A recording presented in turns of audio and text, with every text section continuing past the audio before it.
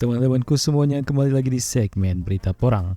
Kali ini kita mengutip berita dari websitenya Kilas Bali, di mana di sini judulnya itu Petani Kena Prank. Berita ini dirilis tanggal 24 Mei 2023. Ya, dilaporkan dari Gianyar bahwa dukungan pemerintah yang gencar memberikan sugesti terhadap potensi budidaya porang sempat membuat sebagian petani di Gianyar beralih tanam. Namun beberapa tahun berjalan, mimpi itu sama saja dengan zamannya tren ginseng. Ujungnya petani merasa kena prank dan mengaku kapok beralih tanam. Seorang petani modern di desa Petak, Imade Widiana, mengaku menyesal dengan alih tanam ke porang sejak 2 tahun silam. Terlebih dirinya terbilang aktif juga mengajak sejumlah petani lain untuk beralih tanam ke tanaman belang berumbi ini. Ya, saat itu harganya menggiurkan. Lagian pemerintah juga yakin porang bakal menjadi komoditas pangan masa depan. Nyatanya kini tak ada harganya, biaya produksi tak terhitung lagi, sesalnya.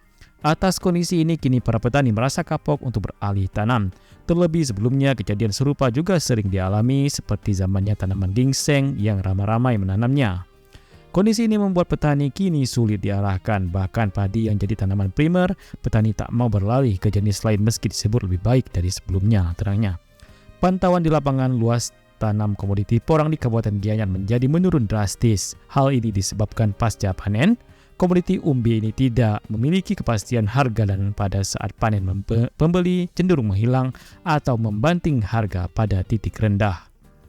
Ya, Kasih Tanaman Pangan dan Hortikultura di Istana Gianyar Gusti Ayu Ririn Rabu menyebutkan luasan yang dikembangkan tanaman porang di Gianyar saat ini tersisa 11 hektar. Luasan ini jauh menurun dibanding tahun 2022 yang mencapai 36 hektar, jelas Gusti Ayu Ririn. Luas tanaman porang di Gianyar juga terbilang paling sedikit dibandingkan kabupaten lain di Bali. Di Kabupaten Buleleng atau Tabanan, luas tanaman ini lebih dari 100 hektar. Sedangkan kecamatan yang mengembangkan tanaman ini ada di Kecamatan Payangan, Tegalalang, Belah Batu, dan Gianyar. Petani yang merasa mengembangkan porang yang tersisa masih 9 petani.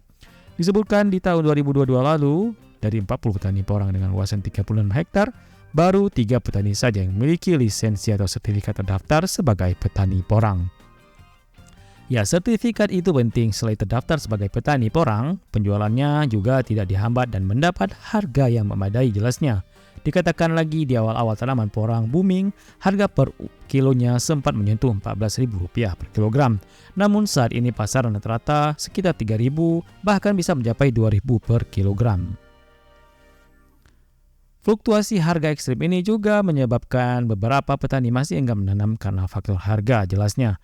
Walau demikian, Dinas Pertanian dan Peternakan Gianyar memberikan jalan kepada petani pemula dengan mendaftarkan lahan agar mendapat Good Agricultural Practice atau GAP. Dengan mendapatkan sertifikat GAP ini, selain lahan mendapatkan jaminan mutu, juga keamanan saat pasca panen dengan kepastian harga.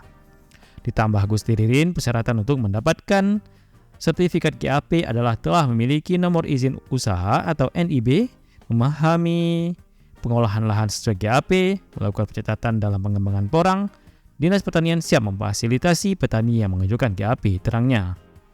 Demikian informasi dari segmen Berita Porang kali ini. Semoga apa yang kita berikan ini bisa bermanfaat.